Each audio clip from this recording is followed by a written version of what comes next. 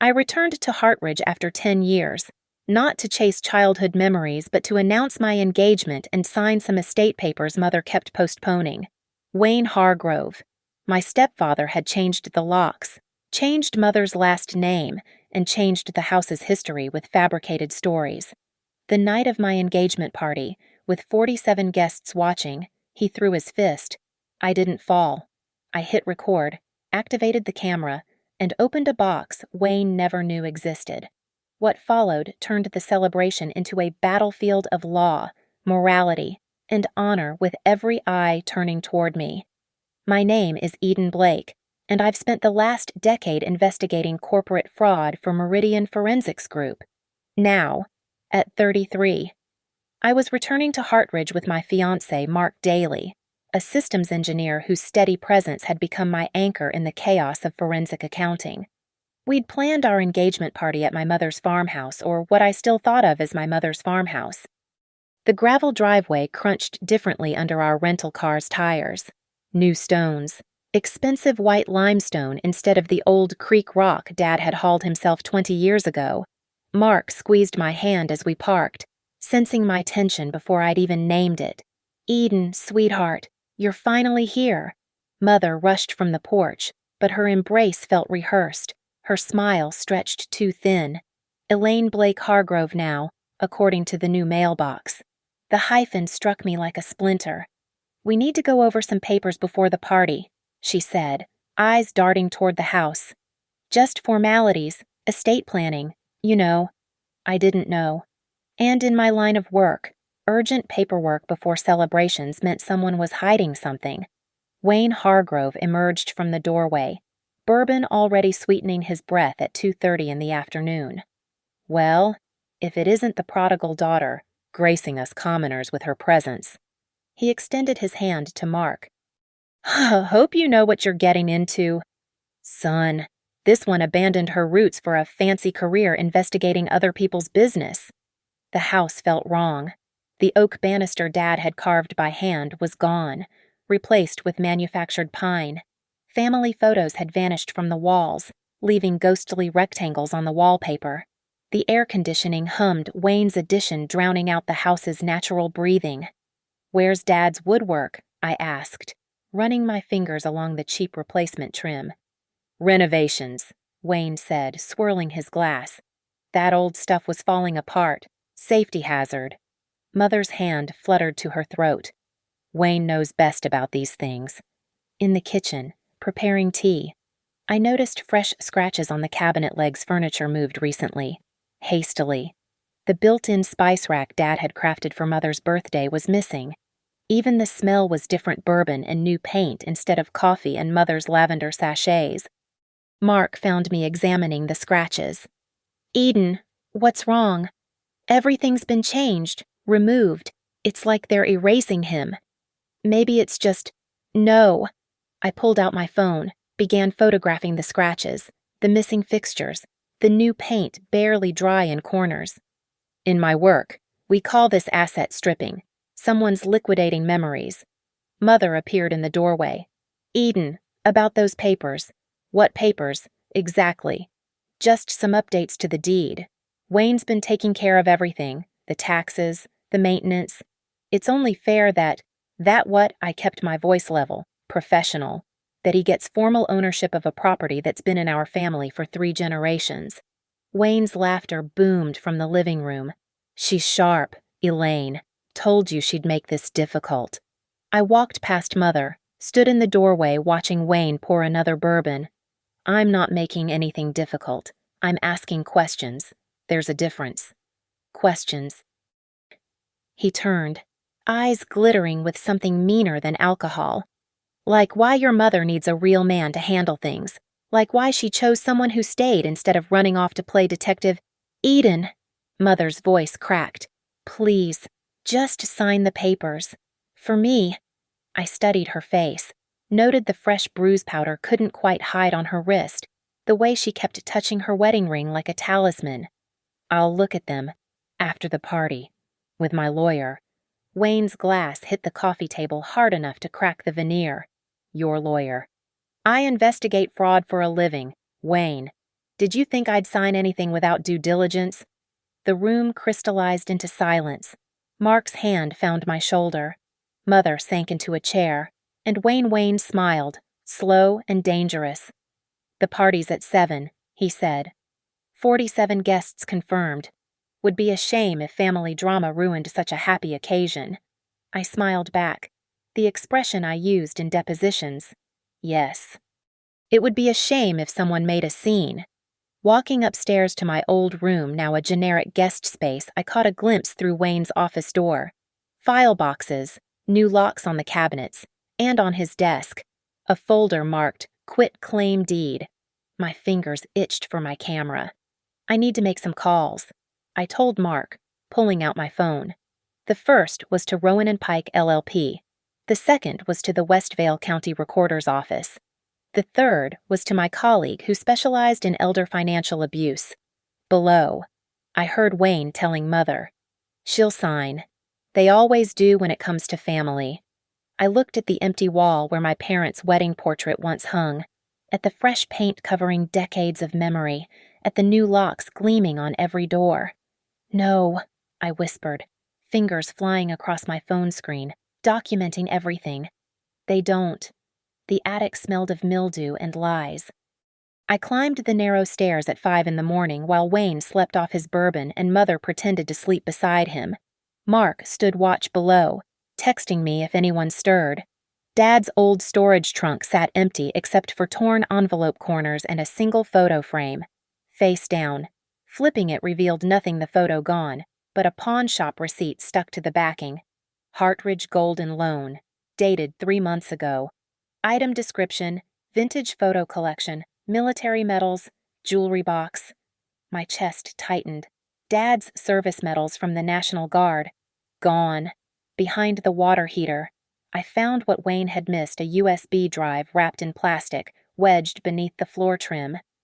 My laptop revealed its contents, scanned copies of the 2012 co-ownership agreement, complete with a clause I'd helped draft during my law school internship. No structural changes to ownership without written consent from all parties, especially if one party is absent due to military or government service. I'd been working with the state militia's financial crimes unit then, technically government service. The clause was ironclad. Downstairs. Wayne's voice boomed. "Where's your daughter walking?" Mark lied smoothly. "Pre-wedding jitters." I texted my contact at Rowan & Pike. "Found the smoking gun. Co-ownership clause intact. Need verification of document authenticity ASAP." The attic revealed more. Bills of sale, all in Wayne's name, for items I recognized. Dad's hand tools. The mahogany desk he'd built. Even the Christmas ornaments Grandma had brought from Ireland. Each receipt a small betrayal, dated during Mother's grief-fogged months after Dad's death. Eden.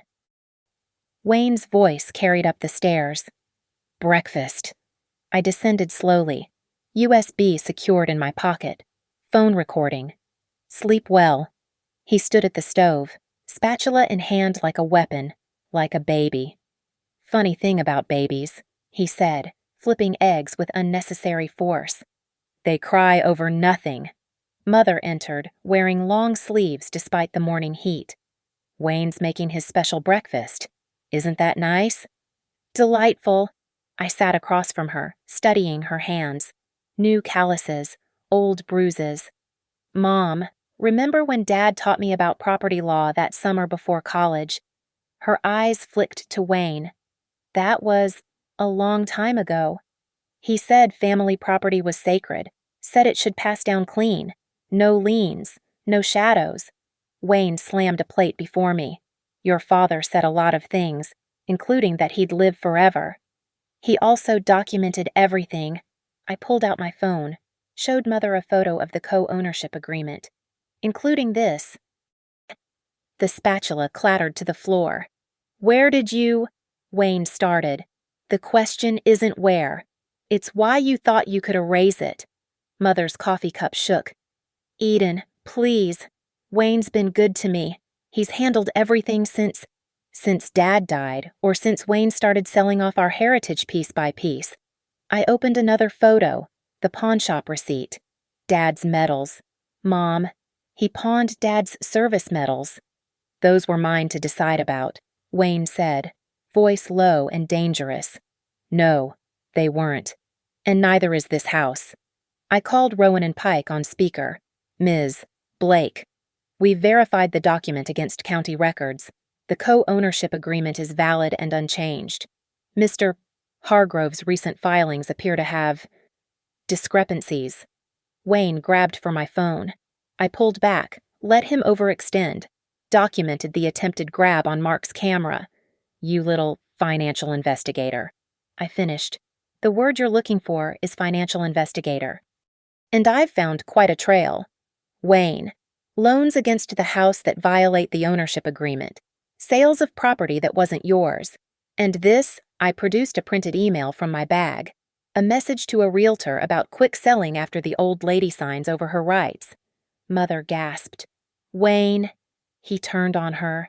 You knew this needed to happen. This place is bleeding money. No, I said, standing. You're bleeding money. The gambling sites in your browser history. The betting slips I found in your office trash. You're using my mother's house as collateral for your addiction. You went through my... Nothing in this house is yours, Wayne.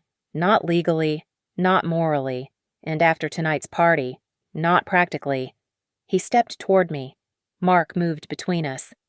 47 witnesses, I reminded Wayne, including Deputy Sheriff Alvarez, Judge Morton's wife, and 3 members of the County Planning Commission. You wanted an audience for my humiliation. You've got an audience for your exposure. Mother stood, trembling. Eden, what are you saying? I'm saying Dad would want you safe, Mom, protected, not manipulated into signing away your security for a con man's debts. Wayne laughed, ugly and sharp. You think your daddy was so perfect he had his secrets too. Debt, women.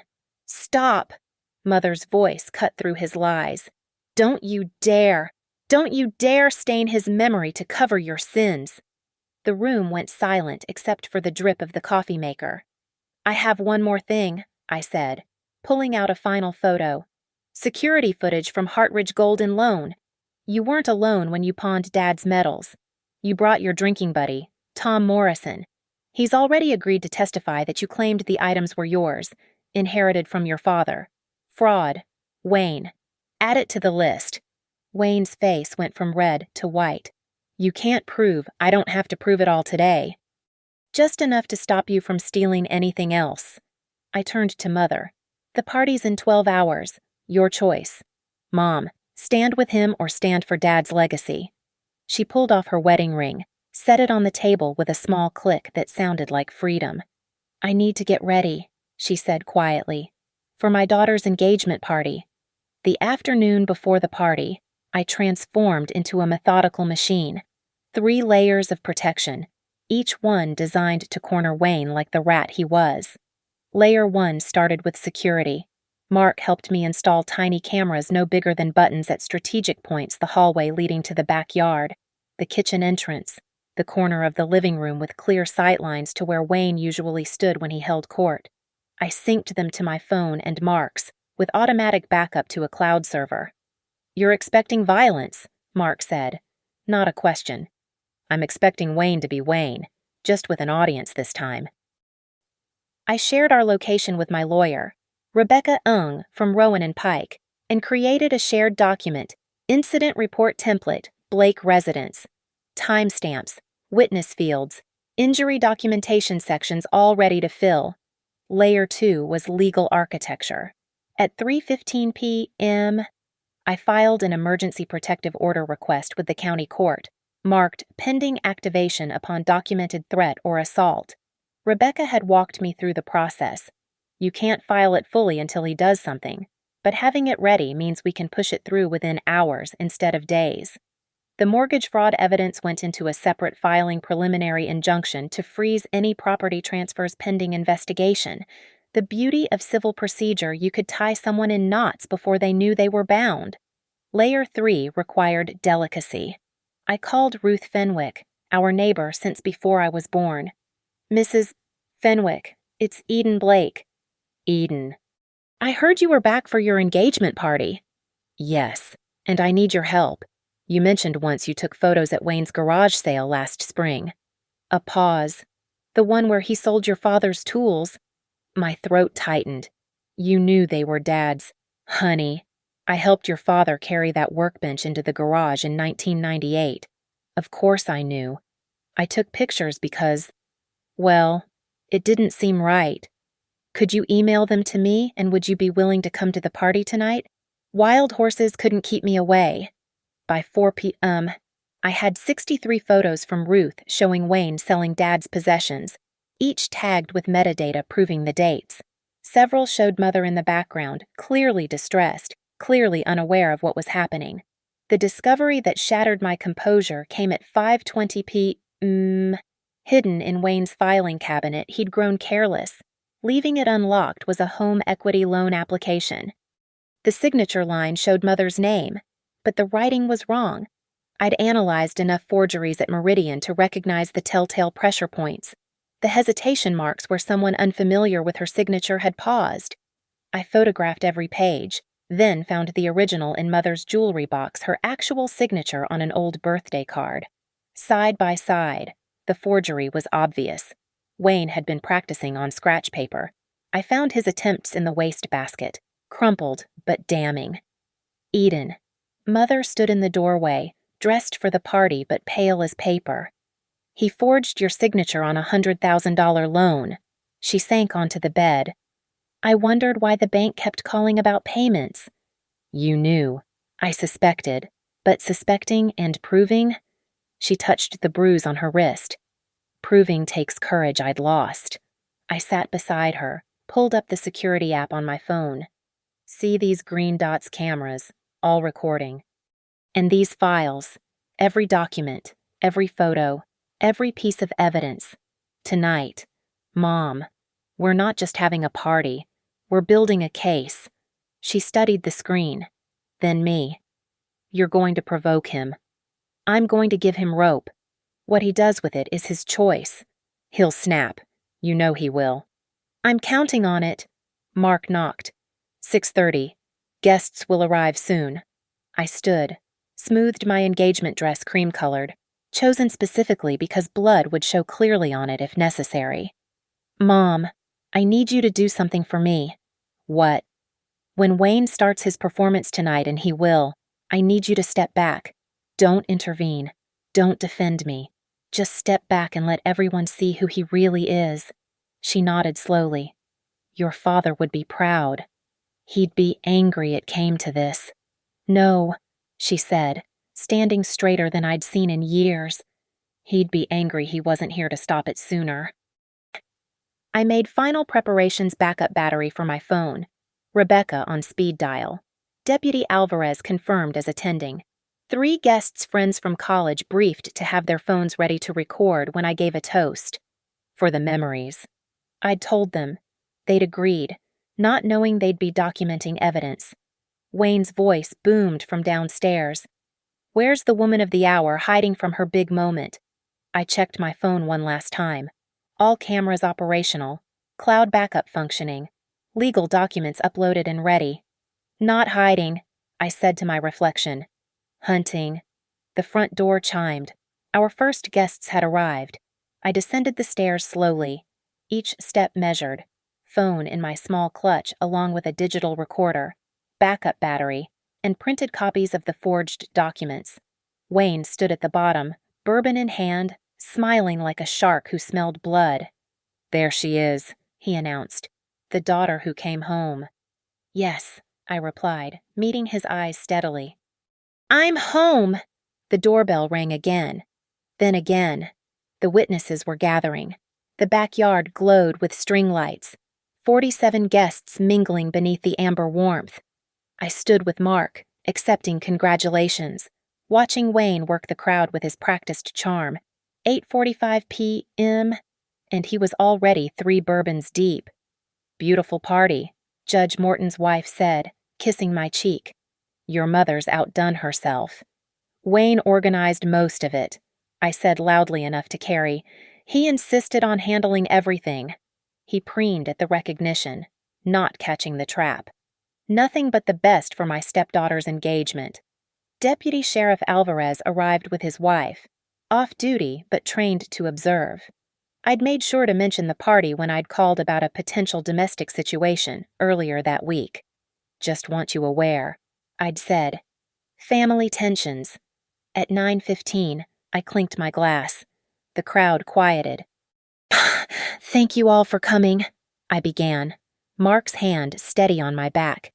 It means everything to celebrate with people who've known our family for so long, who remember my father, who built this house with his own hands. Wayne's jaw tightened. I want to thank my mother for maintaining Dad's legacy, even through difficult times. And Wayne. I turned to him, smile sharp as glass, for showing us all exactly what kind of man he is. What's that supposed to mean? His voice cut through the polite applause.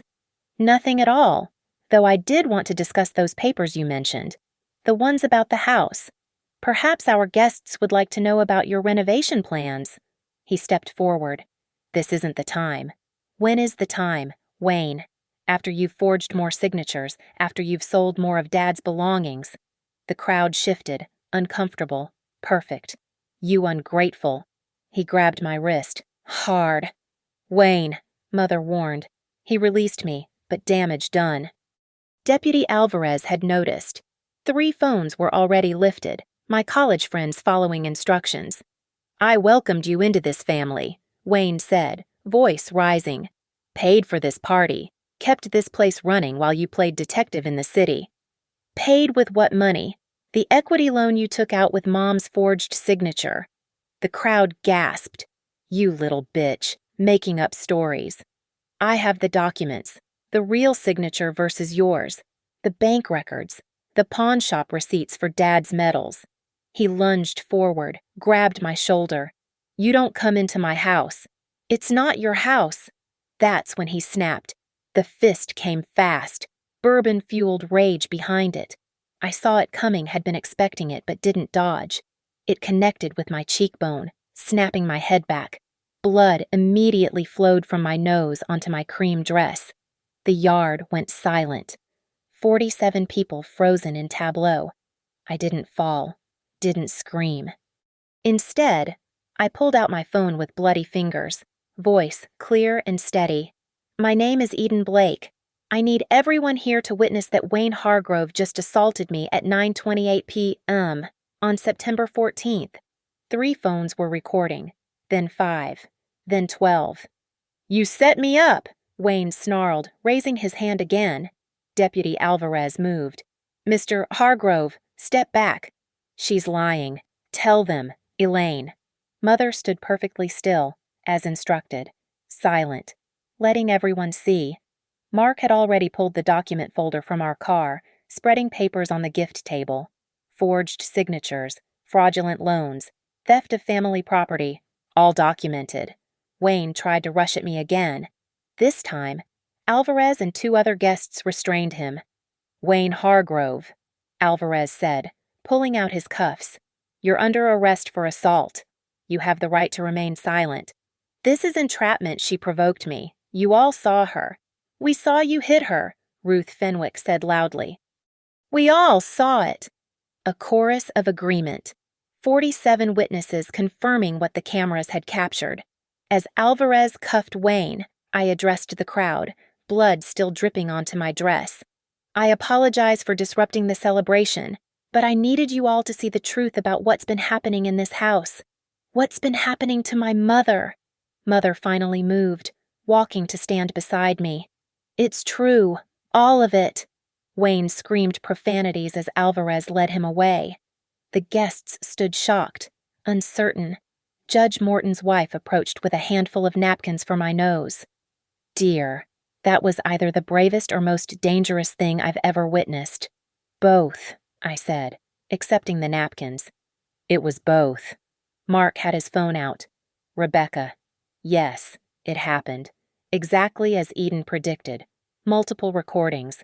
Alvarez has him in custody. I looked at the blood on my dress, the stunned faces of our neighbors, the cameras still recording. Then I raised my glass with my free hand. To truth, I said. and to consequences. Nobody drank, but everyone remembered. Within minutes, I was giving my statement to Alvarez's partner, who'd arrived as backup. The security footage from my hidden cameras was uploaded to the cloud, duplicated on 3 drives. The witnesses provided contact information, several offering to testify. "The house," Mother said quietly beside me. "What happens now?" "Now we file the emergency protective order, freeze all assets, criminal charges for assault, civil charges for fraud." I squeezed her hand. "Now we take back what's ours." The party disbanded slowly, guests murmuring condolences and support. Each one had seen Wayne's true face. Each one would remember. As the last guest left at 10:45 p.m., I stood in the backyard with Mark and Mother, blood dried on my dress, face swelling but spirit intact. "Was it worth it?" Mother asked. I thought of Dad's medals in a pawn shop, his tools scattered to strangers, his legacy nearly erased by a con man's greed.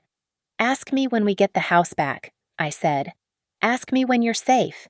The string lights flickered in the wind, casting shadows that looked like justice. The fluorescent lights at Westvale County Sheriff's Office made my bruises look worse. Good. The camera captured every purple shadow as the officer photographed my injuries at 11:30 p.m. 3 angles of my swollen cheek, close-ups of the finger marks on my wrist, full shots showing blood patterns on my dress. "We'll need the dress as evidence," the officer said. I brought a change of clothes. I'd planned for this too. In the interview room, I laid out everything: the forged documents, the pawn receipts Ruth Fenwick had provided, screenshots of Wayne's texts about quick selling after the old lady signs. 3 witnesses had already provided their videos. The security footage from my hidden cameras showed multiple angles of the assault. Rebecca from Rowan and Pike arrived at midnight, briefcase full of filed motions. "Emergency protective order's been granted. Wayne can't come within 500 feet of you, your mother, or the property. The asset freeze is in effect. Judge Morton signed it personally." "He was at the party," I noted. Said he'd never seen such clear documentation of assault. "Wayne's spending the night in county. Bail hearing tomorrow." While I gave my statement, Rebecca worked her phone. By 12:45 a.m., she'd frozen the fraudulent equity loan and filed for expedited review of all property transfers in the last 2 years. "Eden," Deputy Alvarez returned with an evidence bag. "We executed a search warrant on Wayne's vehicle. Found these. Inside 3 of Dad's service medals, a leather journal with his handwriting, and a USB drive." The journal. My voice cracked for the first time. "We'll need to document them, but they'll be returned to the rightful owner." He paused. "Your mother's in the waiting room. She's struggling." I found her curled in a plastic chair, looking smaller than I'd ever seen her. "I knew," she whispered. "I knew what he was, and I stayed." "You were scared." I was weak. I sat beside her, pulled out the tablet Rebecca had given me. "Look at this." The screen showed a forensic handwriting analysis. "See these pressure points? The hesitation marks Wayne practiced your signature 17 times before he got confident enough to forge the loan documents. This isn't your failure. Mom, this is criminal fraud." She studied the screen. "He told me I was paranoid, that I was imagining things. Gaslighting, financial abuse, physical intimidation. There's a pattern here, documented and witnessed. But I let him." "You survived him. There's a difference." I opened another file. "This is a separation agreement Rebecca drafted. You sign this tonight, and Wayne has no claim on anything. The house reverts to sole ownership under the original trust Dad established." Her hand shook as she took the pen. "What if he's in jail tonight? Tomorrow he'll be bonded out, but under protective order. Violations mean immediate incarceration." She signed each page slowly, deliberately. "Your father would have handled this differently. Dad would have put Wayne through a wall. We're handling it legally, publicly, permanently." Rebecca returned at 1:15 a.m. with more news. The forensic accountant found something interesting. Wayne's been siphoning money from your mother's retirement account. Small amounts, but it adds up to $30,000 over 2 years. How? He had access to her passwords, changed the bank contact information so statements went to his email. Mother's face went white. My teaching pension. We'll recover it, Rebecca assured her. This strengthens the criminal case. Federal charges now wire fraud across state lines. I pulled up my phone, showed them both an email that had just arrived. Tom Morrison came through, Wayne's drinking buddy. He's provided a sworn statement that Wayne bragged about clearing the old man's junk and setting up for a big payday when the old lady kicks it. He wanted me dead. Mother's voice was hollow. He wanted your money. You were just in the way. The desk sergeant appeared. Ms. Blake. There's a reporter outside. Says someone called about an assault at an engagement party. I looked at Rebecca, who shrugged. Wasn't me. Then I remembered 3 of the party guests were married to city council members.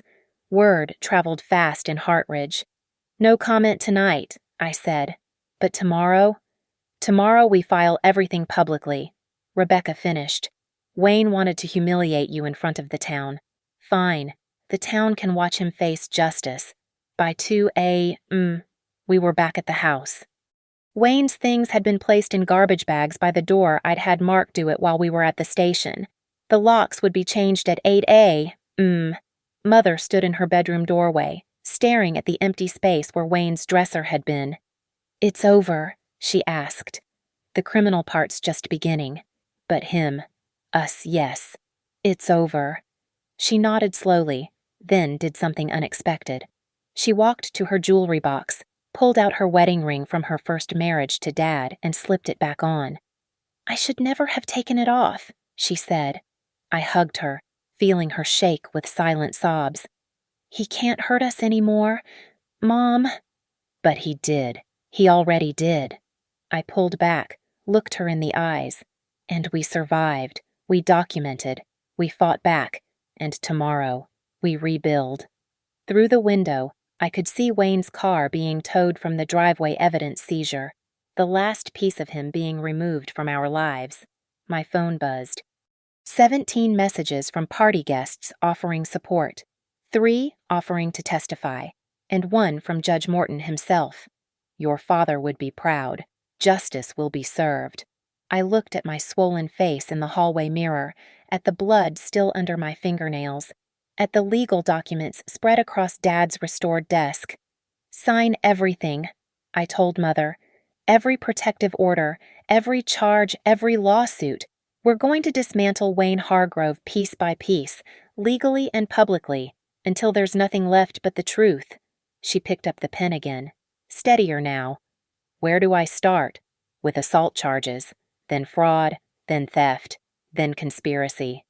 I smiled, sharp and satisfied despite the pain. We're going to bury him in paper. Mom. Death by 1,000 documents. Dawn broke at 6:20 a.m. as I returned to the house with Deputy Alvarez for supervised access. Wayne had been released on bail at 5, his lawyer arguing first offense and emotional distress. But the protective order meant he could only retrieve belongings with law enforcement present. 20 minutes, Alvarez told Wayne. Personal items only. I stood in the doorway of Dad's old study, watching Wayne stuff clothes into garbage bags.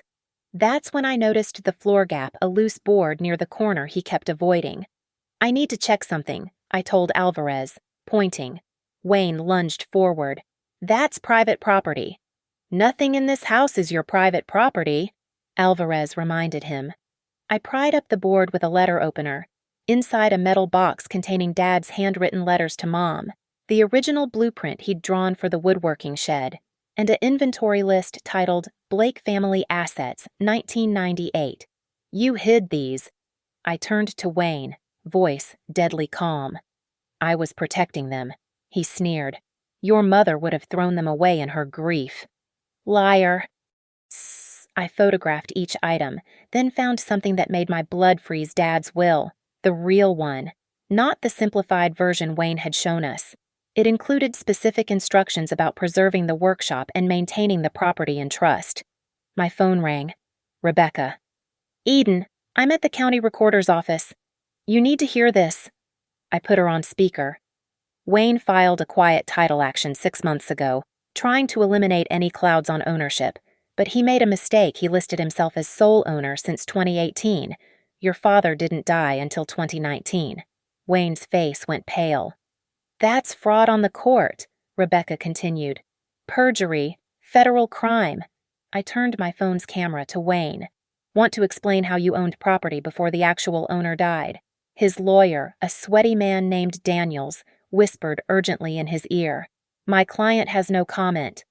Good. Save it for the FBI.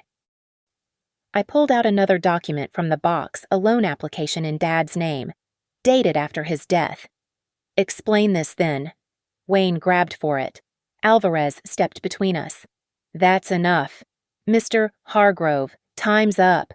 As Wayne was escorted out, he turned back. Your mother needed me. She was falling apart. She was grieving, I shot back. And you saw opportunity. After he left, I continued searching. The attic crawl space yielded a garbage bag hidden behind insulation. Inside every family photo Wayne had removed, several with the frames broken but photos intact. At the bottom, Mom's wedding dress from her marriage to Dad, stuffed in like trash. I called Mark. Bring the forensic kit from my car. What did you find? Everything Wayne tried to erase. By noon, I'd cataloged it all. The dining room table held evidence like a crime scene. Forged documents with timestamp metadata proving creation after Dad's death. Screenshots from Wayne's phone seized by police showing searches for how to fake spouse signature and penalty for forging dead person name. Bank statements revealing Wayne's gambling debts, $70,000 to various online sites. Texts to his brother. Once I get the old lady to sign, we're golden. Mother sat across from me, reading Dad's real will for the first time. He left provisions for my care, she said wonderingly. Specific instructions that the house couldn't be sold without my written consent, witnessed by 3 parties. Wayne knew. That's why he needed those papers signed before witnesses arrived at the party. The doorbell rang. Ruth Fenwick stood outside with a banker's box. I've been keeping these, she said. Every time Wayne sold something, I took photos. Every time he threw away your father's things, I retrieved them. The box contained 63 items: Dad's pipe, his reading glasses, handwritten recipes, even his lucky poker chip from the Navy. Why, I asked, throat tight. Your father helped my husband rebuild after the tornado in '97. Wouldn't take a penny. I couldn't let his memory be sold off piecemeal. I hugged her. This neighbor who'd been more family than Wayne ever was. At 2 p.m., we found the worst of it. Hidden in Wayne's filing cabinet, he'd been sloppy in his hurry, was correspondence with a developer. Plans to demolish the house, build condos. The contract was dated next month, contingent on clear title. He was going to destroy everything, Mother breathed. After you signed those papers at the party, you'd have had 30 days to vacate. I read from the contract. He'd already arranged a nursing home, Sunview Gardens. Mother's hand covered her mouth. That's where they put people who can't care for themselves. He was going to have you declared incompetent. I showed her another document. See this, a doctor's evaluation form, partially filled out, claiming you showed signs of dementia. But I don't, of course not. But with him as your spouse, controlling your medical decisions. The full scope of Wayne's plan crystallized. Steal the assets, destroy the evidence, warehouse the witness. My phone buzzed. Rebecca again. Eden, Wayne's lawyer just called. They want to deal. Of course they do. He's offering to walk away. No contest on the divorce if we drop criminal charges. I looked at Mother, at Ruth's box of saved memories, at the wedding dress Wayne had tried to throw away. Tell him no. Tell him we have 17 folders of evidence, 47 witnesses, and a federal investigation starting Monday. Tell him the only deal he's getting is how many years versus how many decades. Mother stood, walked to the window where Dad had built bird feeders. I want to testify. Whatever trial, whatever hearing, I want to tell them everything. It'll be hard, I warned. His lawyer will try to make you look weak, confused. Let him try. She turned back, steel in her spine I hadn't seen since Dad died. I've been silent too long. Wayne stole more than money or property. He stole my voice. I'm taking it back. I pulled out my laptop, opened a new document. Then, let's start with your statement. Every detail, every incident, every moment you felt afraid. We're going to build a case so airtight that Wayne will suffocate on his own lies. Outside, a moving truck pulled up. Mark supervised as movers began bringing back furniture items we'd tracked down at pawn shops, bought back with emergency funds. Dad's workbench, his tool chest, the kitchen table he'd built for their anniversary. Piece by piece, we were reclaiming our history. And piece by piece, we were going to dismantle Wayne's future. The conference room at Rowan and Pike smelled of leather and fear. Wayne sat across the polished table with his attorney Daniels, who'd upgraded to a better suit but still sweated through it. Rebecca had arranged for Deputy Alvarez to wait in the lobby, a reminder of consequences. I placed 17 folders on the table, each labeled forgery, wire fraud, elder abuse, identity theft, perjury, and so on. The stack cast a shadow across Wayne's face. Shall we begin? Rebecca opened with surgical precision. Your client faces 43 years if convicted on all counts.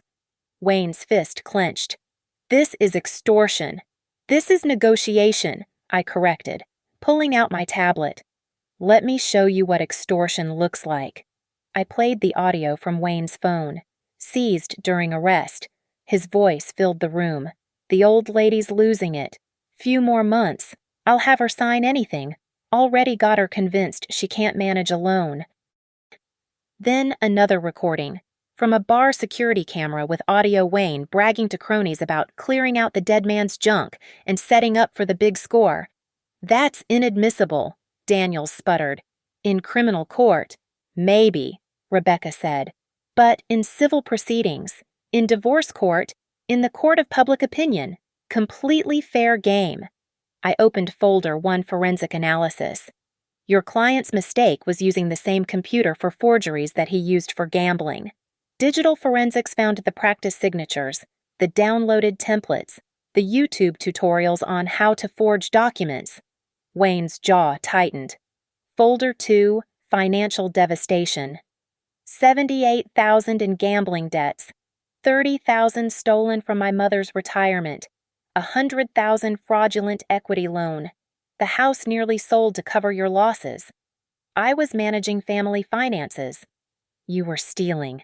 I pulled out the newspaper clipping Rebecca had found. This interview where you called the house worthless except for the land, the developer used it in their marketing packet. You'd already promised them the sale. Folder 3 made Wayne go pale. Criminal conspiracy. Your brother in Nevada, I said, reading from the file. The one you were texting about, the golden ticket? He's been questioned. Turns out he doesn't want federal charges for conspiracy to commit elder abuse. He's talking. Daniels whispered urgently to Wayne, who shoved him away. Here are my terms, I said, voice steady as stone. You relinquish all claims to the house and any marital assets. You detail every item you sold, pawned, or destroyed, with locations and dates. You pay restitution the equity loan, the stolen retirement funds, plus damages. You plead guilty to assault and accept the protective order becoming permanent. You leave Hartridge and never contact my mother again. That's everything, Wayne exploded. No, I smiled coldly.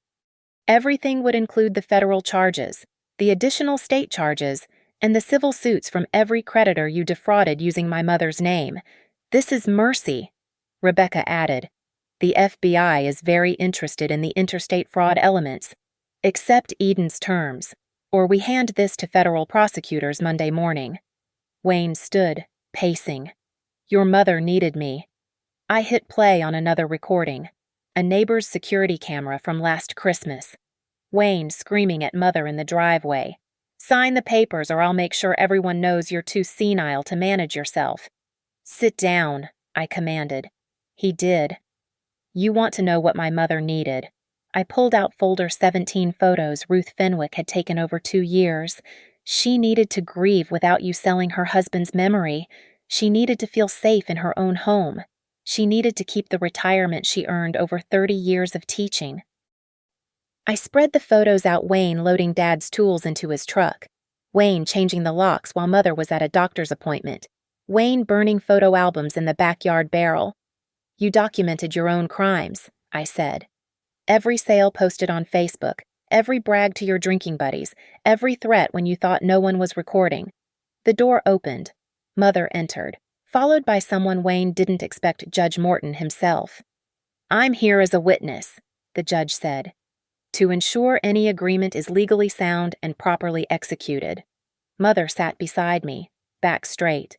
I have something to say. Wayne wouldn't meet her eyes. You took advantage of my grief, she said clearly. You isolated me from friends, convinced me I was losing my mind, and tried to steal everything my husband built. But you made one mistake. What? Wayne muttered. You underestimated my daughter, and you underestimated me. She pulled out a document I hadn't seen. This is a recording I made 3 months ago, after you threatened me. I went to the library, used their computer to email it to myself. In it, I detail every incident of abuse, every forged document I suspected, every time you told me I was too confused to understand finances. Wayne's lawyer reviewed it rapidly, face draining of color. This establishes premeditation for the assault. My client was planning this escalation. Sign the agreement, Daniels advised Wayne urgently. Sign it now. Wayne's hand shook as he took the pen. This is robbery. No, Deputy Alvarez said from the doorway. What you did was robbery. This is justice.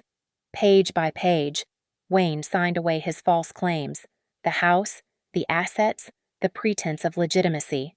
When he reached the confession of fraud, he hesitated. Sign it, I said, or the next document you sign will be a federal plea bargain.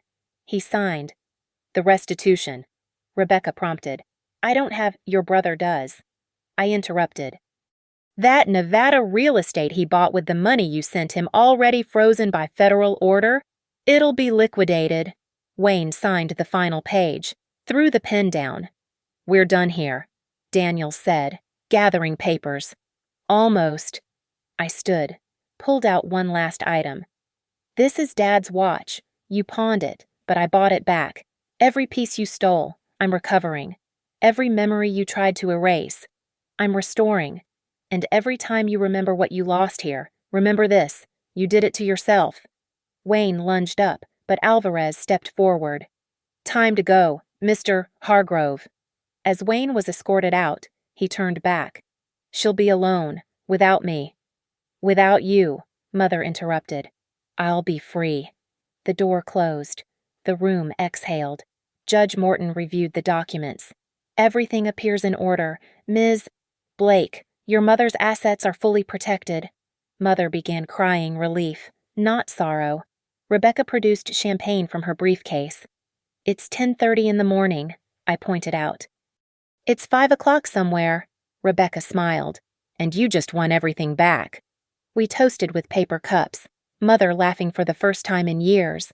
Through the window, we watched Wayne being driven away in Daniel's car, his life in Hartridge officially over. The afternoon sun cast long shadows as 47 people gathered once more in our backyard. Same string lights, same tables, but this time Mother had sent the invitations. Please join us to complete Eden's engagement celebration.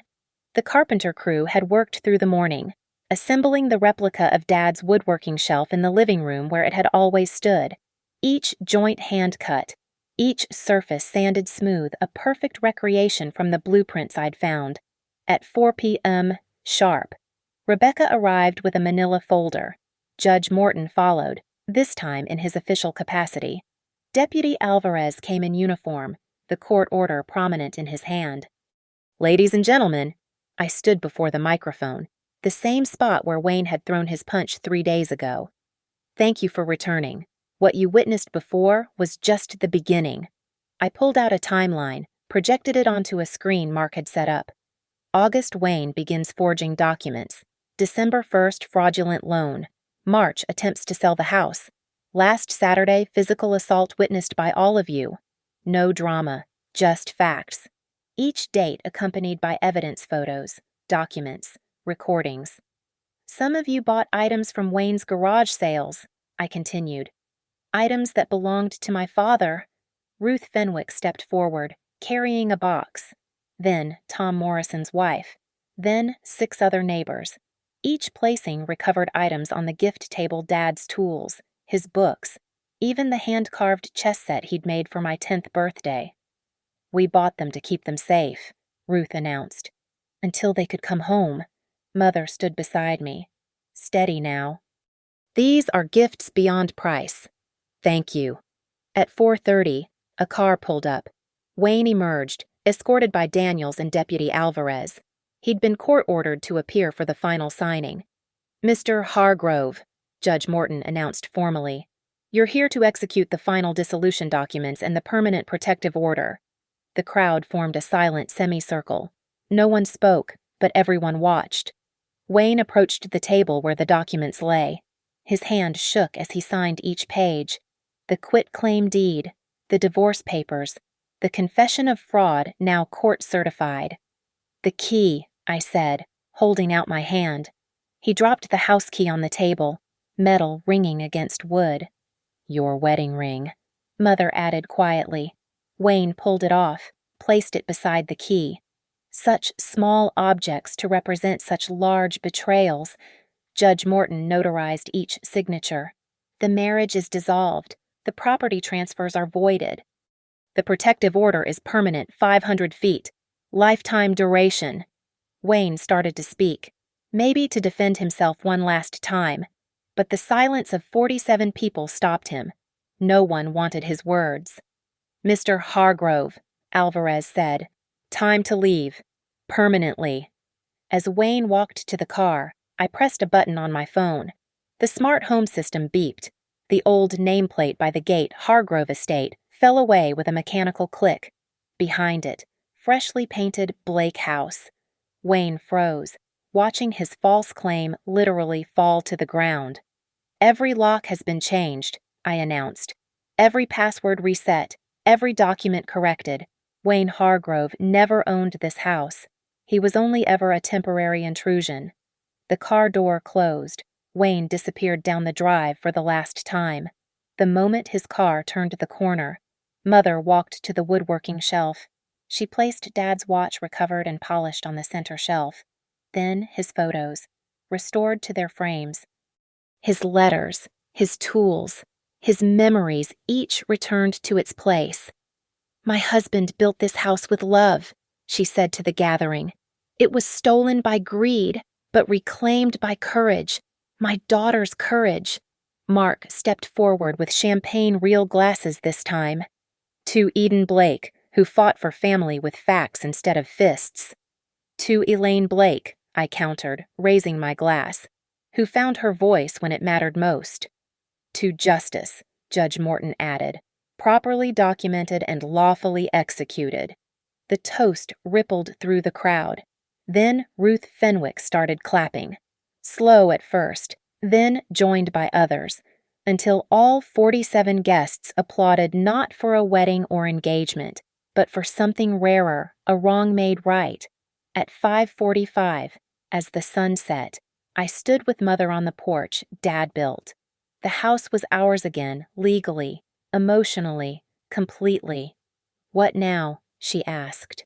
Now we live, without fear, without lies, without looking over our shoulders. She fingered the wedding ring she'd put back on Dad's ring. He would have been proud. He would have been relieved, I corrected. That you're safe, that you're free. Mark joined us, arms around both our shoulders. So, about that wedding we're planning. No rush. I laughed. I think we've had enough family drama for a while. The last guests departed at sunset, each taking a small piece of the story to share. By morning, Wayne Hargrove would be the talk of Hartridge not as the successful businessman he'd pretended to be, but as the con man who'd been exposed, documented, and legally destroyed by the woman he'd tried to swindle. Mother turned the new lock with her key, just hers now. Welcome home, Eden, welcome back, Mom. Inside, the house breathed freely for the first time in years. No bourbon smell, no angry footsteps, no threats hiding in corners. Just home, restored and protected, exactly as Dad had built it to be. On the mantel, I placed the final document, the new deed, sole owner Elaine Blake, with provisions that could never again be changed without witnesses, lawyers, and most importantly, truth. Wayne had wanted to steal a house. Instead, he'd lost everything. And we'd won it all back, one document at a time. Thank you for listening to this story of justice and family courage. I'd love to know where you're listening from. Please share in the comments below so we can connect across the miles. If this story resonated with you, consider subscribing to hear more tales of truth triumphing over deception. And don't forget to share your thoughts on Eden's journey. Your perspectives make these stories come alive.